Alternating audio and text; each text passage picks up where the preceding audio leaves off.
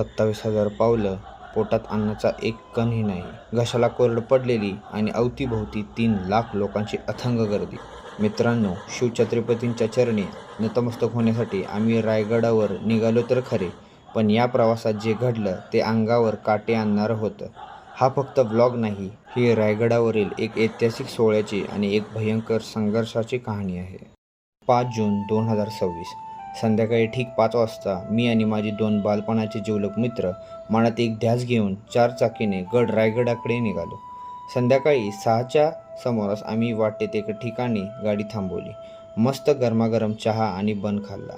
वातावरण अगदी निवांत होतं, पण पुढचा रस्ता किती कठीण असणार आहे याची आम्हाला पुसटशीही कल्पना नव्हती. गाडीच्या काचावरती कसला तरी द्रव्य लागला होता, जो पाण्यानेही जात नव्हता.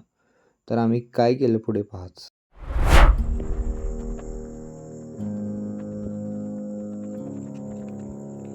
अहो ते बार कुठं आहे? इथं पुढंच आहे का?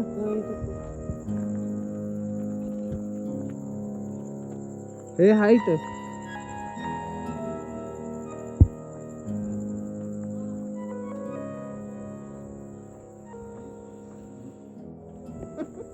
चला, अशा प्रकारे आम्हाला देशी दारू भेटलेली आहे. पिण्यासाठी नाही भेटत. ग्लासवरती जो फॉग सारखा द्रव काहीतरी चिकटला आहे, ते क्लीन करण्यासाठी. बघू क्लीन होत आहे काय. आणि गाडी नाही, इथंच आहे. इथनं अजून गड 11 किलोमीटर बाकी आहे. हो करतो. जसे जसे आम्ही गडाच्या जवळ पोचलो तसा आमचा भ्रम निराश झाला. गडाच्या तब्बल 11 किलोमीटर आधीच मुख्य पार्किंग फुल झालं होतं. भूक प्रचंड लागली होती म्हणून गाडी 6 किलोमीटर मागे एका धाब्यावर घेतली. भयानक गर्दी होती 11 किलोमीटर आधीच रायगडच्या, आणि पार्किंग पण तिकडेच करायचं होतं. स्वतः जेवलेलं नाही आहे, त्यासाठी अजून मी 6 किलोमीटर मागे आलो आहे फक्त जेवण करण्यासाठी. आता इथून परत पुढे जायचं, 6 किलोमीटरला पार्किंग करायचं, तिकडून पुढे 11 किलोमीटर चालत जायचं, मग गड चालत होणार. ब्रो सिरियसली भरपूर गर्दी आहे. अक्षरशः पार्किंग फुल झालं आहे. रोडवरती पार्किंग करायला लागणार आहे. बघा त्या हॉटेलला गर्दी इथे.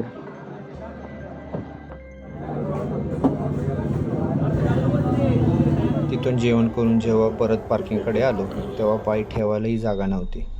नाईलाजाने आम्ही आमची गाडी रस्त्याकडेलाच पार्क केली. अजून 10 किलोमीटर आहे चालत जायचं, वॉकिंग डिस्टन्स, आणि तिथून वरती गड. ब्रो एवढा लांब ह्यांनी पार्किंगचं केलं आहे. 2 व्हीलर अलाउड आहे, 4 व्हीलर अलाउड नाही आहे. मे बी इथून बसेस अवेलेबल आहेत गाड्याच्या पायथ्याशी. बघूयात आपण. एस अवेलेबल आहेत. 1 किलोमीटर पायी चालल्यावर समजलं की शासनाने थेट गडाच्या पायथ्यापर्यंत मोफत ST बसची सोय केलेली आहे. सुदैवानं बस मिळाली, पण तेवढ्यातच पोलिसांचा कॉल आला की ते बोलले तुम्ही चुकीचं पार्किंग केलेलं आहे, कृपया गाडी इथून काढा. आम्ही त्यांना सांगितलं तिथे पार्किंग अवेलेबल नव्हतं आणि आम्ही आता ऑलरेडी पायथ्याशी पोचलेलो आहे. सो पोलिसांनी समजून घेतलं, त्यासाठी त्यांचा धन्यवाद. आणि आम्ही थेट पायथ्याशी पोचलो. तिथून गडावर जाण्यासाठी 2 रस्ते होते. एक शासनाने बनवलेले लांबचा सिमेंटचा रस्ता आणि दुसरा जुना ट्रेकिंगचा शॉर्टकट.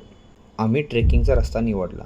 रात्रीचे 11:30-12 वाजले होते, पण उकाडा एवढा भयानक होता की अंगावर घामाच्या थारा वाहत होत्या. शेवटी आम्ही अंगातील टी-शर्ट काढून पुढे चालायला सुरुवात केली. 1 किलोमीटर चढून गेल्यावर गार वारा लागला, तेव्हा कुठे पुन्हा टी-शर्ट घातला. रात्रीचे ठीक 12:15 वाजले आणि खरी परीक्षा सुरू झाली. एरवी जो रायगड 1.5 ते 2 तासात चढून होतो, तिथे आज माणसांचा महापूर आला होता. पाऊल पुढे टाकायला जागा नव्हती. दर 5 मिनिटाच्या चालण्यानंतर आम्हाला अर्धा तास एकाच जागेवर उभं राहावं लागत होतं. सर्वात भयंकर गोष्ट म्हणजे पूर्ण वाटेत प्यायला पाणीच नव्हतं. पैशानेही पाणी मिळेनासं झालं होतं. वाटेत काही ठिकाणी सरबत मिळत होते, पण तेही गरम. घामाने पूर्ण अंग भिजलं होतं. जीव कसाबसा तर झाला होता, पण डोळ्यासमोर फक्त शिवरायांचा चेहरा होता. 5 तासाच्या अतोनात संघर्षानंतर पहाटे 5 वाजता आमचे पाय रायगडाच्या टोकाला टेकले. पहाटेचे 5 वाजले होते. संपूर्ण रायगडावर पांढरे शुभ्र धुकं पसरलेले होते. रायगडावर पाऊल ठेवताच समोरील छत्रपती शिवाजी महाराज आणि मातोश्री जिजाऊ साहेबांची ती भव्य मूर्ती पाहून अंगावर शहारे आले.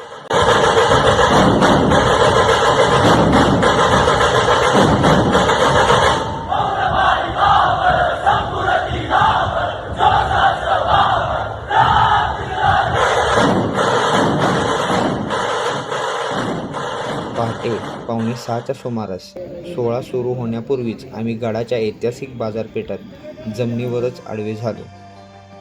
इतके थकलो होते की शुद्धी नव्हती. पण अर्ध्या तासातच पोलीस आले आणि त्यांनी उठवायला सुरुवात केली. उठा, सोहळा सुरू होतोय, गर्दी करू नका. पोलिसांनी 3 वेळा सांगितलं तेव्हा आम्ही कसे बसे डोळे चोळत उठलो. गडावर फिरत होतो पण पाय अक्षरशः थरथर कापत होते.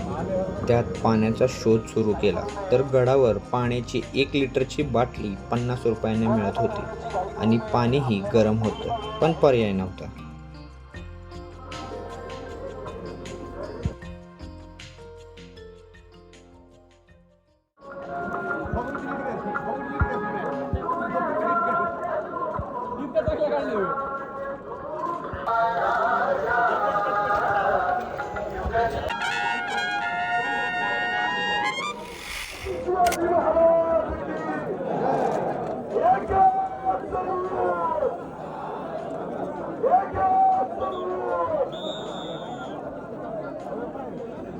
आणि आता सुरुवात झालेली आहे प्रवासाचा सर्वात कठीण आणि संतापजनक भाग.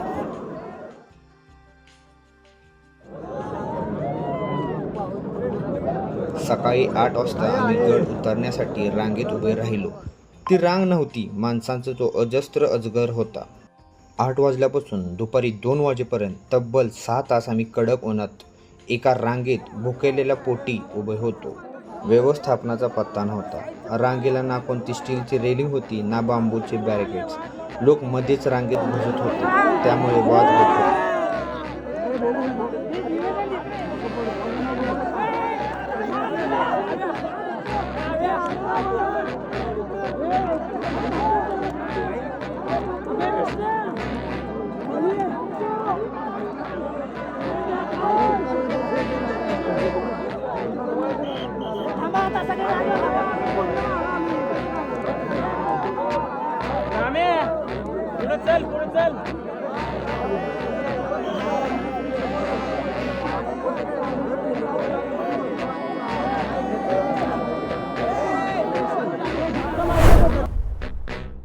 गर्दी एवढी भयानक होती की ऑक्सिजन न मिळाल्यामुळे काही लोक डोळ्या देखत चक्कर येऊन पडत होते. शासनाकडून ना अन्नाची सोय ना पाणी.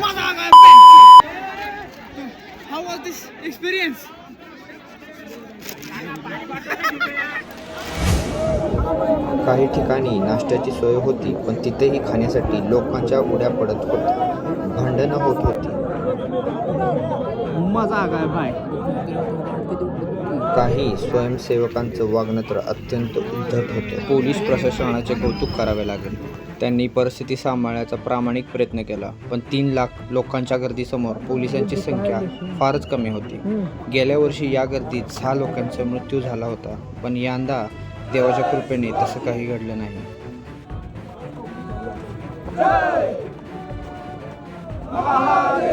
दुपारी 2 वाजता आम्ही शेवटी पायऱ्या उतरायला सुरुवात केली आणि 4:30 वाजता पायऱ्यांशी पोचलो. खाली आल्यावर पाहिलं तर कित्येक शिवभक्त झाडाखाली रस्त्यावरच थकल्यामुळे बेशुद्ध पडल्यासारखे झोपले होते. मोबाईलमध्ये आयफोनचं हेल्थ ॲप उघडलं तर आज एका दिवसात तब्बल 27,000 पावलं चाललं होतं. 24 तास फक्त संघर्ष होता. मी यापूर्वीही रायगडवर आलोय, जेव्हा गड अगदी शांत असतो आणि तो अनुभव खूप सुंदर असतो. पण यंदाची ही गर्दी, ती धक्काबुक्की आणि त्या गर्दीतही शिवरायांच्या मूर्तीला पाहून आलेला तो ऊर, हा अनुभव आम्ही आयुष्यभर विसरू शकणार नाही.